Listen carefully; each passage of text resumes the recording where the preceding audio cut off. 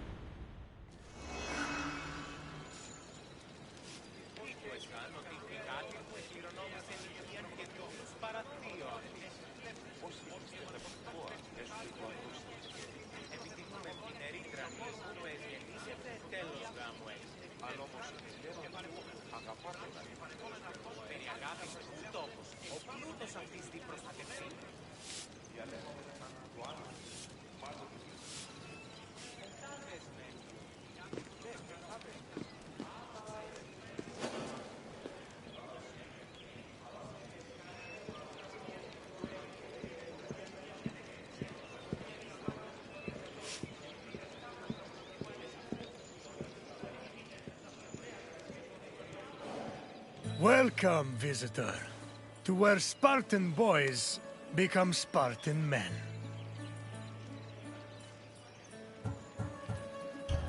My name is Leonidas. I am a king of Sparta, but do not think me some idle aristocrat softened by luxury.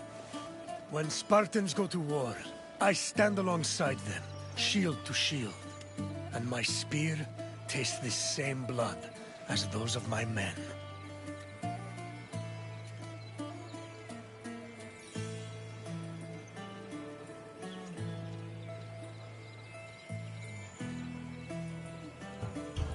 I can't help but be reminded of the boy I used to be. I wonder what that boy would think if he saw me today. Would he be proud? Intimidated? Or would he pity the tired old man standing in front of him? But such thoughts are meaningless. Let us move on.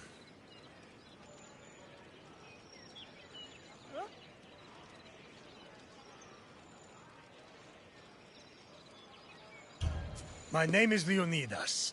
I am a king of When Spartans go to war, I stand alongside them, shield to shield.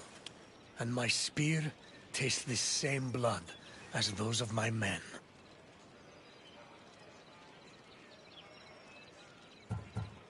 The agoge was Sparta's strict education system. The strenuous regimen took in the young boys, and then reshaped them until nothing was left but the strength, intelligence, and resolve of a perfect Spartan citizen. I will find you once your visit has ended, and we will talk further. Until then, visitor.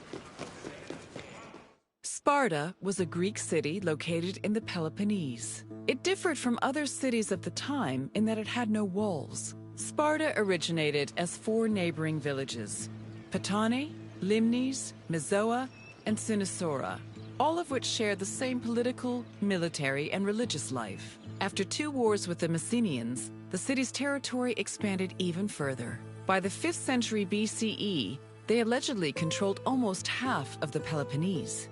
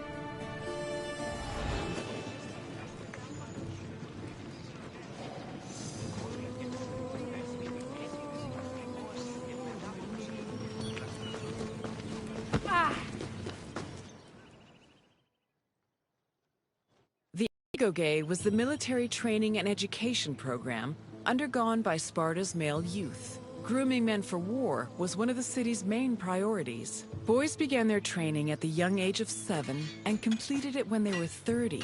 It has been said that Spartan infants were inspected for weakness shortly after birth. If they were deemed too sickly, they were thrown into chasms. However, this information remains unproven. The healthy boys were considered suitable for training. When they came of age, they were Their education included subjects like reading, writing, and even music, but was mostly focused on tough military exercises meant to turn the boys into efficient soldiers. The agoge was divided into 3 cycles. One for boys aged 7 to 12, one for adolescents aged 12 to 20, and one for men aged 20 to 30. Each cycle included different exercises for refining the body and mind.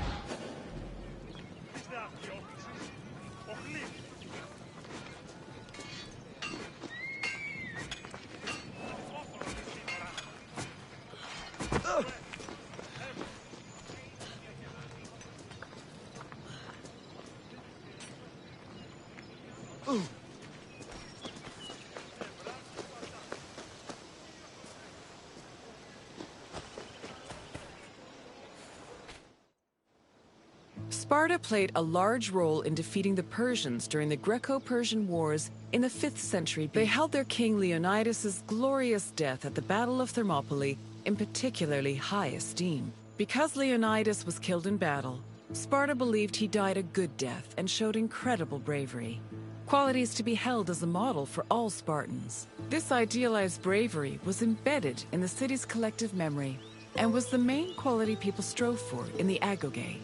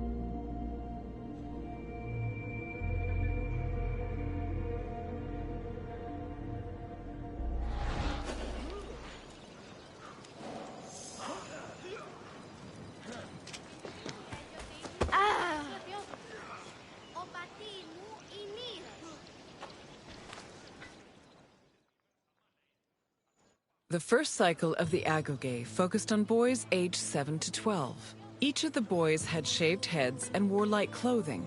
They walked everywhere barefoot, swam the Eurotas River all year long, slept on reeds, and participated in cult rituals for Artemis or Thea. The boys were grouped into herds, or agoli, and were supervised by older adolescents. Once they reached the age of 12, they entered the second cycle of the agoge. which aimed to integrate them into the society of citizen soldiers.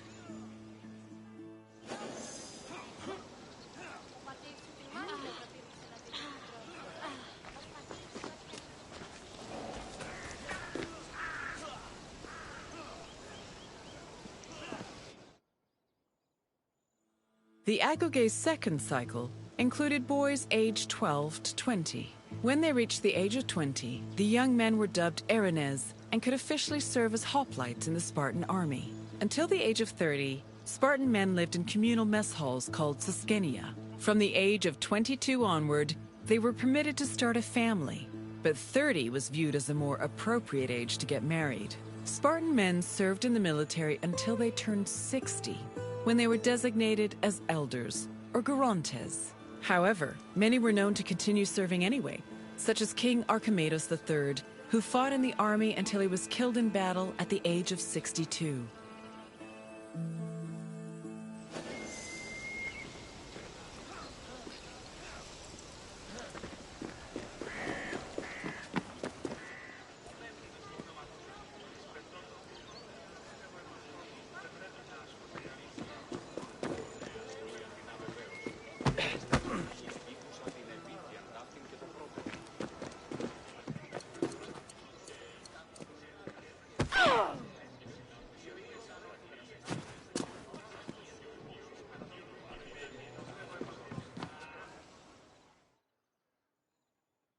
All adult male Spartans participated in communal meals called syssitia. The attending Spartans contributed different kinds of food on a monthly basis, in addition to a small sum of money to pay for meat. Each man was entitled to one portion of a meal, with the exception of the kings, who received 2 portions. Syssitia attendance was mandatory for every Spartan fortunate enough to be part of the group.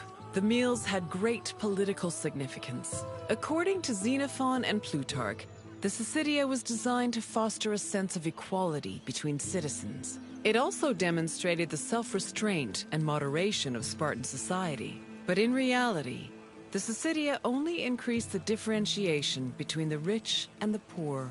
Those who could not afford to contribute to the communal food not only missed their meals, but also lost their right of citizenship.